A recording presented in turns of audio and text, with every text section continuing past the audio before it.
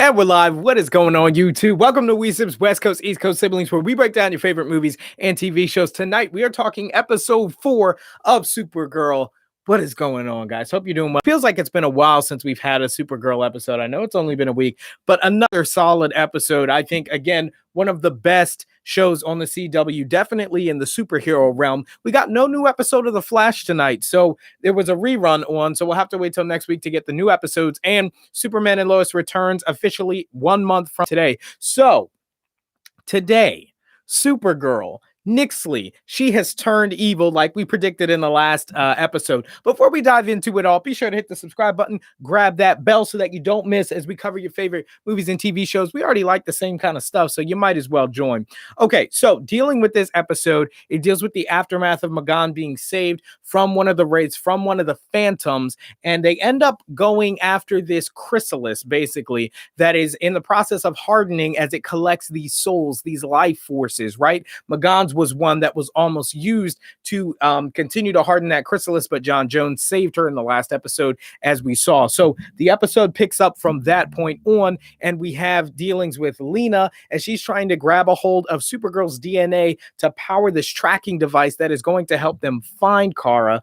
But it's, she ends up, she has this thing. She's trying to make up for her past wrongs. The fact that she had let Kara down in the past, and now she has an opportunity to save her. And Sentinel, aka Supergirl's sister, she doesn't even flinch. She's like, no, that's not the objective. That's not the mission. We have to save these countless other lives. And I get it. It's like, okay, you're making the big girl decision, or the big person decision, even though one life, it's that whole, you got 5 people on the track and then 1 people on the other track. And do you intervene and change the direction of the train? I digress. But basically, Sentinel made an easy decision to save the many instead of the few, even though the few was her very own sister. And Lena was obviously conflicted about that. So the rest of the crew goes after this chrysalis that's in a process of hardening, and they go after Prime Phantom Prime, basically, and that's what's going to transform our world into the Phantom Zone. So that's kind of what they're going after for the entire episode. And one thing I found was really weird about this episode was that the powerful characters kept getting sidelined. So if you notice, John Jones, he had the situation where they were all down in the sewers going after the Chrysalis Prime or whatever, Phantom Prime. And, he got his soul taken out or whatever. All these different things happen so that they're sidelined. Kara, I was saying Kara Girl like Supergirl. Supergirl, if you notice, what they did the entire episode is basically replace a mirror. It was a DIY TV show. They replaced a cracked mirror with a better one. Now, don't get me wrong. I still think Supergirl is a really good show, especially this season.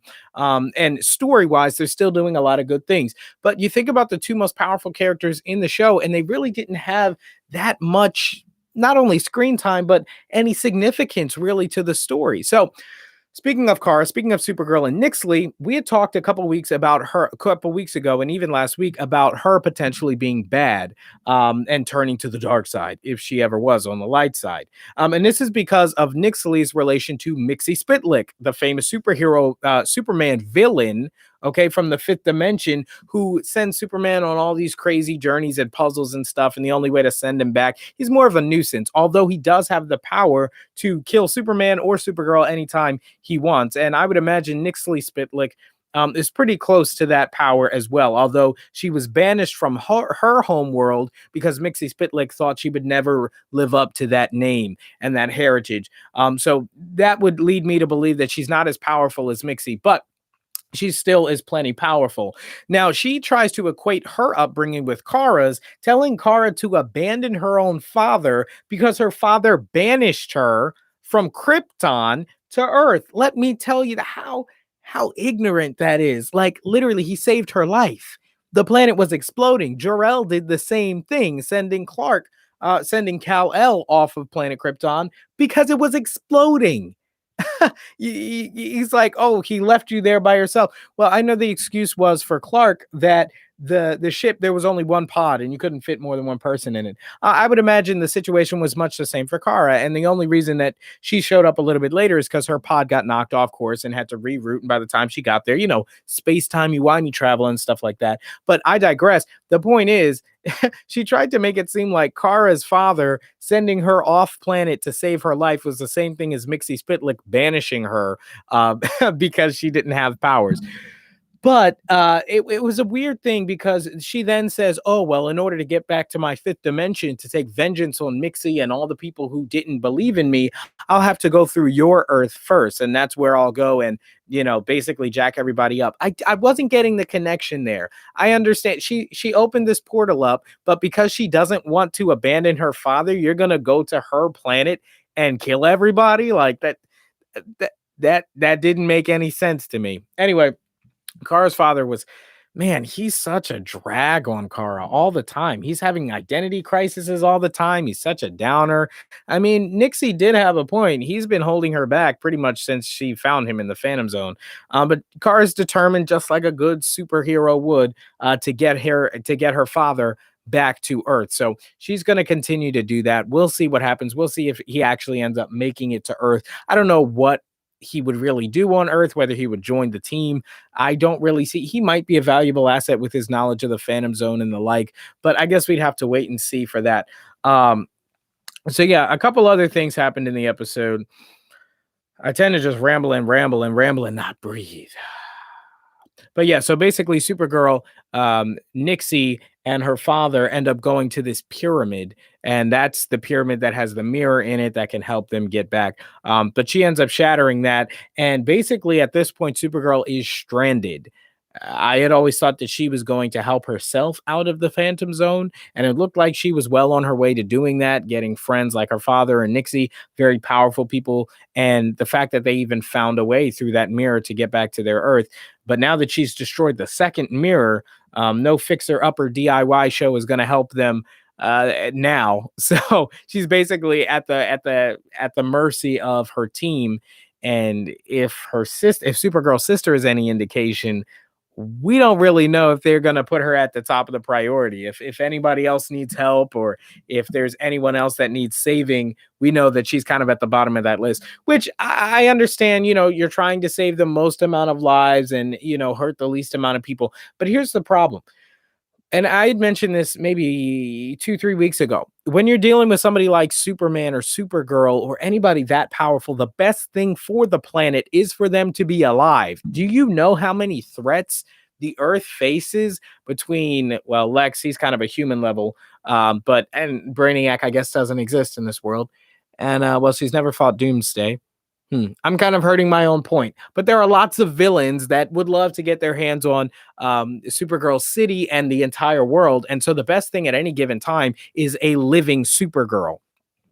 But I guess Sentinel thinks she's got it covered herself. She doesn't need her sister Supergirl, which, by the way, and I had mentioned that some of the suits looked good in this show, some of them didn't. I don't want to be super negative, but I feel like Sentinel's suit is kind of making a mockery of superhero costumes. Like superheroes typically have a reason for wearing their suit, right? So Superman saying, oh, it's from my Kryptonian home, or Batman saying, I wear the bat to scare criminals, or, any of these things. Or Brainiac, his suit is more like a technical necessity or whatever, stuff like that. John Jones, it's, I guess, Martian natural garb or whatever. But when you think about Sentinel's suit, it's literally for fun. Like the color, like, is there a reason? Her old suit, her kind of Black Widow style suit, was functional. I would imagine semi-bulletproof, all that. What's with the eyeshadow and the hair streak? Like, that's not efficient. You have to put all that stuff on every time, and you have no real reason for wearing any of it. It's a small point, but it just, sometimes when I see her suit, it's just pretty goofy. And Nia Nal's character, Dreamer, like, she kind of looks like Sporticus. If you guys remember that show, Lazy Town, I have no problem with that. She's an actual superhero, so respect. But when you look at Sentinel, it's just like, Why? Like, why are you wearing that? Anyway, I digress. So this episode was really good. Continues with the strong storyline of the Supergirl TV show. Just checking my notes to see the points that we had in this episode. Lena's definitely lost. She's at a point in her, as far as her character arc, where she is trying to make good on the sins of her past. And one of the ways she was trying to do that was by saving Supergirl and dedicating all of her knowledge, research, and power and abilities to helping Kara get home.